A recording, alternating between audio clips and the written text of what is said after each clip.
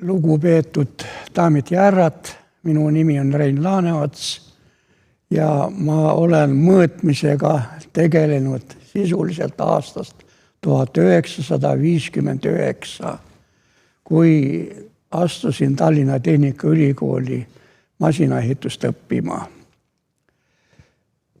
See oli nõndanimelt Hruštšovi aeg ja see õppimise asemel meid suunati kohe tööle. Ja minu esimene töökoht oli Tallinna masinatehas, alguses Treiali õpilane, pärast Treial. Enne seda ma teadsin 3 mõõtevahendit, maamees, maapoiss, teadsin, mis on pässul, teadsin, mis on mõõtehark, 3-nurkne ja enam-vähem teisi mõõtevahendid mul ei olnud aimugi. Aga masinatehases pandi mind tööle instrumentaaltsehhi ja seal tuli kohe võtta kätte mõõtevahendid, sest muidu ei saanud midagi valmistada.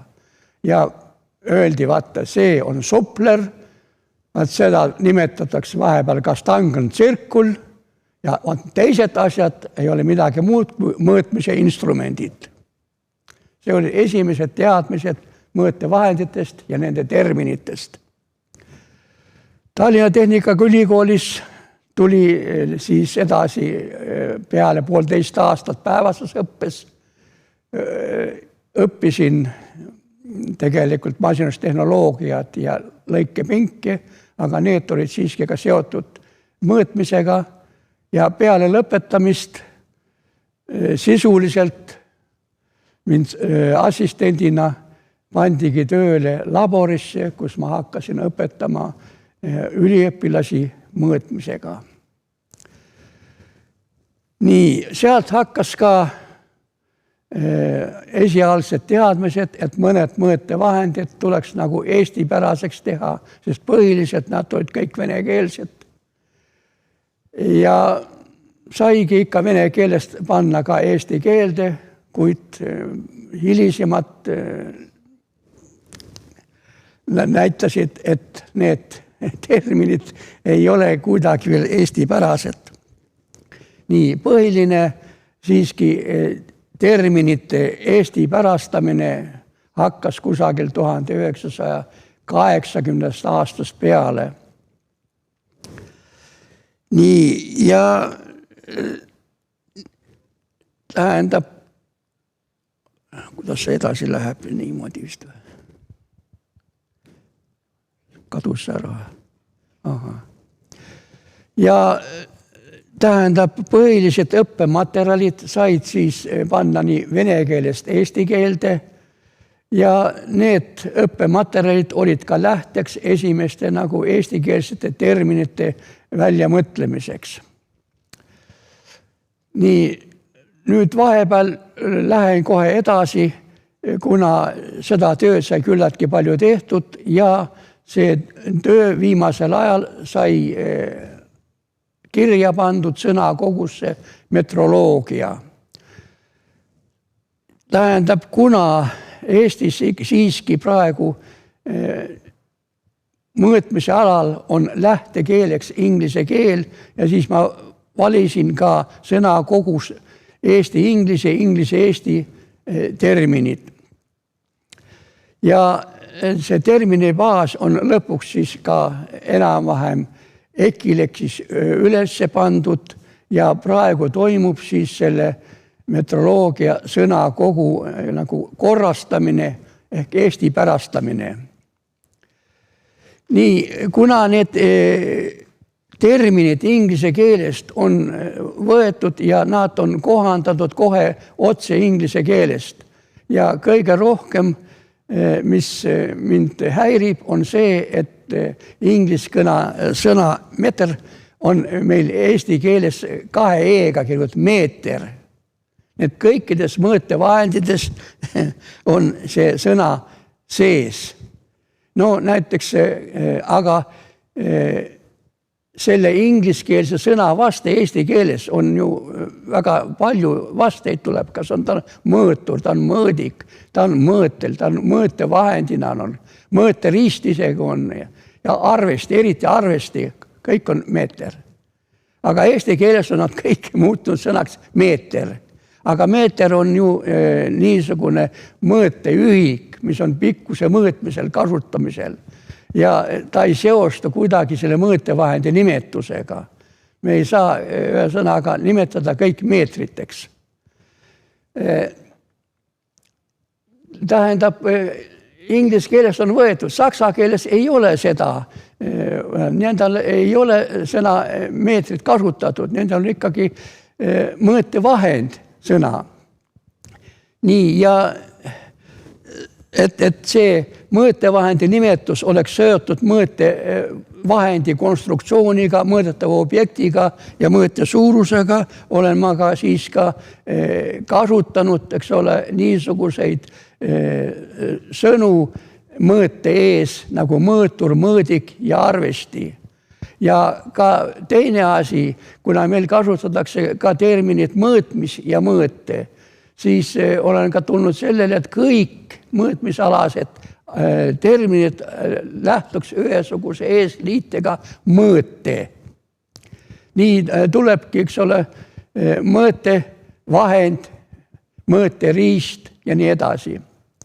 Nüüd, kuna need ingliskeelsed terminid on ka meil võõrsõnade leksikonis kõik enam toodud, nii nagu ma siin mõned on toonud, nagu altimeeter, alkoholomeeter, baromeeter, uromeeter, urinomeeter, kiirguspüromeeter ja nii edasi, kõik on meetrid.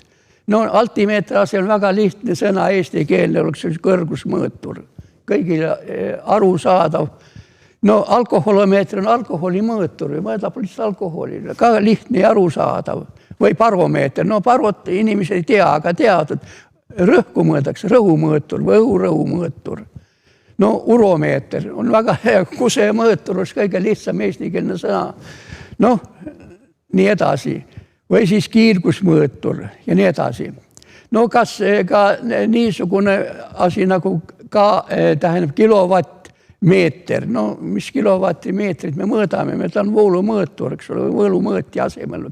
Kilovatt, tunni arvesti, lihtne sõna. Nii. Nüüd, kuna nende sõnadega on kaua tegelenud, siis nagu ma alguses ütlesin, et kõige esimesed mõõtevahendid oli stangen, tsirkul ja suppler. No nüüd on väga hea, eks ole, nimetus on nihik ehk nihkaliibra nihik. Vahepeal oli veel nihkaliiber, eks oli ka minult nagu välja pakutud, aga nihik väga lihtne nimi ja see on igal pool nüüd läbinud ja praegu keegi ma ei ole kuulnud kusagil supplerit ja nihkaliibrit. Või teine niisugune väga kasutatav mõõtevahend, endine oli ta mikromeeter, aga mikromeeter oli meetriühik, eks ole, on nüüd siis kruvik ja ka juba täiesti kohastunud nimi ja keegi ei kasuta enam sõna mikromeeter. Või lähme edasi. No üks niisugune asi oli nagu passameeter. No mis asi on passameeter? Inimesed ei saanud aru sellest ju. Väga lihtne, näete, ma panin konstruktsiooniga ette, et on kangmõõtehark. Igal ühele arusaadav mõõtevahend. Nii, ja nüüd edasi ka kõik niisugust meetriga lõppevad. Ma olen pakkunud nagu kiirusmõõtur, veearvesti, soojusarvesti, ühe sõnaga, et need mõõtevahendid lõppaks siis sõna osaga, kas mõõtur, mõõdik, mõõtel, arvesti. Ja nad on väga paljud on nüüd täiesti juurdunud. Ma arvan ikkagi juurdunud ka sellega, et õppematerjalis ma kõiki neid kasutasin ja aastast 1965 ma õpetasin üliõpilastele mõõtetehnikat ja ma arvan, see tuli ka vist pole kasuks. Võib-olla läheme siis edasi. No nüüd on ka mõned uued terminid, kuna Eesti teeb allhanketöid küllaltki palju. Tootmine ei ole kõrgel tasemel. Sellepärast ongi kruvikud, nihikud ja kõik kasutusel. Aga on olemas ka kasutuse kõige lihtsamad kontrollmõõtevahendid, need on kaliibrid, eks ole. Ja nüüd näete uued kaliibrid, nendel ei olnud nimetusi. No ma panin siin nimetused. Eks ole, ingliskeelsed olid, need rääkisid, no lame, kaliiber, sfäär, plaat, sälk. Täiesti eestikeelsed terminid, need on siis uued ja need on ka õpikutes kirjas ja enam-vähem siiski kasutatakse. lähme nüüd edasi veel. Vaat selle meetriga on nüüd niimoodi, et meil on väga palju termineid, mis on juba juurdunud, üks termomeeter. No ma ei usu, et seda nüüd pole temperatuuri mõõdikuks või temperatuuri mõõturiks on kahtlane, kas see sõna ikka läheb, jääb ikka termomeetriks edasi. Aga sisuliselt, eks ole, see on inglise keelest ja see ei ole ju isegi ka temperatuuri mõõtur, kui nii võtta sisuliselt. Ta on ju soojusmõõtur, kui otse tõlkida. Nii, no või ampermeeter, eks ole. Ma ei tea ka, A-meeter. Ampri mõõtur sisuliselt. Tuleks võib-olla ka ikkagi võib-olla teistmoodi ehk tõlkidakse see voolutugevuse mõõtur või siis voltmeeter, pinge mõõtur.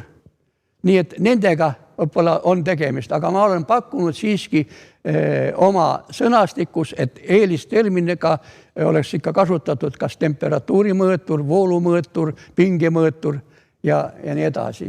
No eks näeb, kas üldsus võtab selle omaks või võtta, aga need on välja pakutud. Nii, nüüd edasi väga palju igal pool ka ajalehtedes ikka kasutatakse niisugust terminit, eks ole, nagu arvväärtus, eks ole. No ei saa ju olla. Arvud on arvud ja arvudel ei ole ju mingisugust väärtust. Nii et see millegi pärast ei juurdu.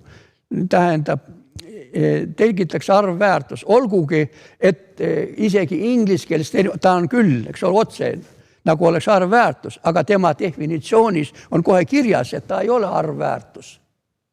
Ta ei ole, näete, ta on arvväärtuses. Nii on definitsioonis kirjas, järelikult tema tähenduseks peaks siis panema ikkagi väärtusarv. Ja kui väärtusarv on olemas, siis väärtusarvu, kui me korrutame mingisuguse ühikuga, saame väärtuse. Kui meie korrutame näiteks 1200 ja paneme taha euro, siis me teame, et see on rahaühik. Aga 1200 ei ole mingit väärtust ei oma ju. Nii, läheme siis edasi veel. No ja sellest tulebki näete suuruse väärtus. See on ka nüüd paika pandud, eks ole, et ta on siis väärtusarvu ja ühiku või mingisuguse muu, millega me võrdleme siis selle seos. Nii, nüüd edasi on niimoodi, et sellest tuleb suuruse väärtus, aga on ka niisugune termin väga palju kasutusel nagu tõeline väärtus. Me läheme ikka tõeline ja tõeline väärtus. No asi on selles, et meie ju ükstaspuha mingisuguse suuruse tõelist väärtust me ju ei tea. Nii, kui meie teaksime seda väärtust, siis me ju ei mõõdaks üldse. Meil on teada väärtus ja kõik, eks ole. Võtame kas või küsitakse selle laua paksuse, mis siin on ees tõelist väärtust. No me ei tea seda, aga kui meie kas või sõrmegagi tema mõõdame, siis saame öelda, et ta on sõrmekondi paksune. Ja on juba väärtus olemas. Üks kord sõrmekond, mul ei ole ühikud, saab ise võtta ju millega. Nii, ja kuna suuruse tõelist väärtust ei ole, siis kasutatakse niisugust terminit nagu leppeväärtus. Meie lepime kokku mingis väärtuses ja võtame selle siis aluseks ja sellega siis võrdleme. Nii et see on mingisel konkreetsel eesmärgil, võtame, et see kas või võtame, et jalapikkus, nii omalasti ka mõeldi, et see on nüüd lepitud kokku, tavaliseks oli selleks jalapikkuses kõige tähtsama isiku, kas siis keisri või kuninga või jalapikkus ja see võeti aluseks ja sellega võrreldi. Ma saan aru, seal ei tule ka meil tõelist väärtust, aga tuleb mingi kokkuleppeline väärtus. Nii, ja seda praegu eesti keeles me nimetame niisuguse nimetusega või terminiga nagu tugiväärtus. Nii, ja nüüd ongi siis nii, et selle mõõtmisel saadud mingise väärtuse ja selle tugiväärtusega võrreldes meil tekib erinevus. Ja võt see erinevus ei ole jällegi väga kaudu, kõik on mõõteviga. Me ei ju viga mõõtmisel teinud, aga meil tekkis mõõtmisel see erinevus tugiväärtuse ja saadud väärtuse vahel. Ja see on mõõtehälve. see ei ole mõõtevea. Kõik tellitakse mõõteveaks, olgugi, et inglise keeles on sõna error, aga ta tuleb tõlkida ja tema definitsioonis on ka, et see ei ole viga, vaid see on hälve. Nii et me vigu ei tee. Nii et, aga millegi pärast see termin mõõteviga on niimoodi, et praegu meie Eesti kõikis mõõtelaborites ja siis kontrolllaborites või siis kalibreerimislaborites on katselaborid, vaat seal enam ei kasutata, nüüd sealt on ta välja juurdunud, aga millegi pärast, ma ei tea, kõige hullem asi see, et isegi õppeprotsessis igal pool kasutatakse seda mõõteviga. Küll ma olen selle vastu olnud, aga ei ole siiani aidanud, isegi viimane õpik on, eks ole, mõõtevigade teooria. No kui me viga ei saa üldse määrata, no mis teooria see on, ma ei tea. Minule tundub, et see ei klapi kuidagi. Ma toon ka, miks ei klapi, sest mõõteviga on suuruse mõõte tulemus miinus suurus tõeline väärtus. Ja kuna see on teadmata, siis mõõteviga me praktiliselt kunagi ei saa määrata. Nii, ja vaat selle asemel on niisugune asi, et mõõteprotsessi nüüd iseloomustab üks uus termin ja see uues termin on määramatus. See mitte ainult mõõtmisest, vaid see on kõikidest asjadest, kui me hindame mingisugust asju, siis tal on määramatus. Ta on teatud piirides, me ju ei tea täpselt ja teatud piirides me saame teda hinnata. Vaat see on määramatus. Ja see määramatus tellib seda, et mingisugusel suurusel ei ole üks kindel väärtus, vaid tal on mingi teatud kogus väärtusi ja need kõik väärtused on sisuliselt õiged teatud tõenäosusega, mis me anname ette. No selle kohta võin väga hästi näite tuua, kõigil on nüüd selge see määramatus, kuna te liiklete, eks ole, siis sõiduauto või siis veoautojuhid, eks ole, nad on enam-vähem kõik iga trahvi saanud. Nii. Ja need trahvi saavad kust? See on nõnda liikluskaamera nimetatakse. Ma selle vastu olin ka natuke, aga ta on siiski eestikeelne sõna. Ma olin ikkagi, et see liiklus tähendab see kiiruse mõõtesüsteem. Ta ei ole kiiruskaamera, vaid kiiruse mõõtesüsteem, aga eestikeelne nimi kiiruskaamera sobib ka, ei ole hullu. Olgugi, et seal on ainult üks element, mis fikseerib, eks ole, teie pildi, see on kaamera. Ülejäänud see süsteem mõõdab kiirust. Nii, vaat see on kõigile tuttav ja kõik teavad, et kui ta ületab kiirust, siis sellest saadud tulemusest võetakse 4 kilomeetrit tunnis maha ja kõik on sellega väga rahul. See oli tükk tööd teha, et see lõpuks selgeks teha. Vaat see 4 kilomeetrit, see ongi see määramatus. Kuna ta kõik võimalikud asjad, mis võivad seal tekkida, ta ei mõõda kunagi nii täpselt. Ja vaat see 4 võetakse maha ja kõik saavad aru, mis asi see on määramatus. Nii, vaat see määramatus sisuliselt peakski kõikidesse võrreldavase protsessidesse sisse viima. Nii et sõnast mõõteviga peaks loobuma ja kõik võrdlusprotsessid, mõõtmisprotsessid, hindamisprotsessid, kõik peaks, eks ole, seostama terminiga määramatus. Nii, see on lühidalt kõik. Ja vaat need uued võimalikud terminid on mul siis sinna sõnakogus metroloogia, kus on, ma just praegu vaatasin, ligi lähedaselt 16 000 terminit, vaatasin 15 960 oli, kui ma tulin siia. Nii, seda sõnakogu ma pidevalt täiendan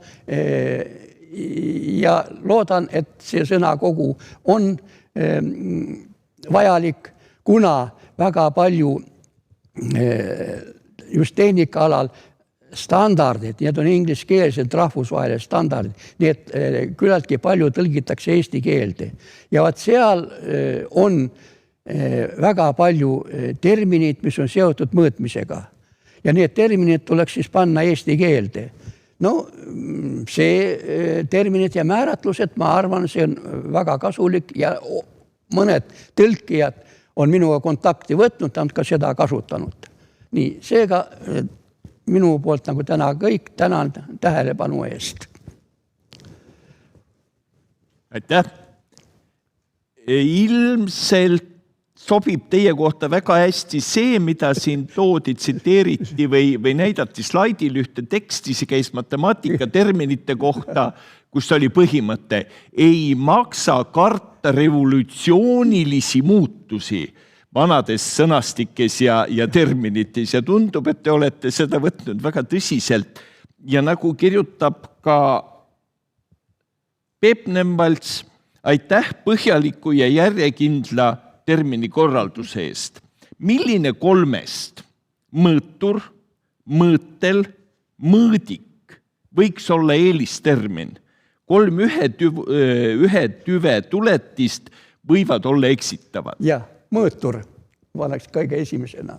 Esimene vastus, mõõtur. Nii, võimalus soetada endale üks raamat. Aitäh! Palun, aitäh!